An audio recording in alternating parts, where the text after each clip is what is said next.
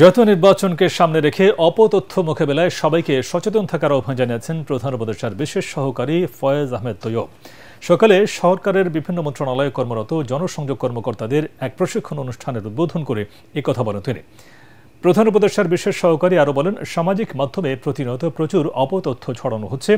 এসবের বিরুদ্ধে সঠিক ন্যারেটিভ তৈরি করতে হবে।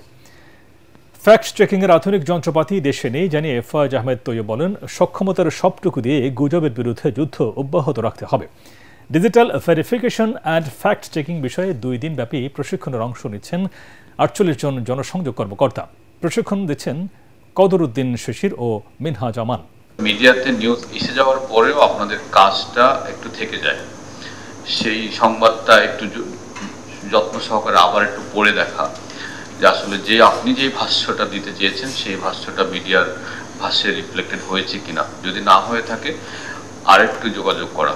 অর্থাৎ কাজটা খুবই কঠিন, কিন্তু একটা নিবিড় যত্ন এবং পরিচর্যার মাধ্যমে এবং আন্তঃসম্পর্ক ঠিক রাখার মাধ্যমে কাজটা করতে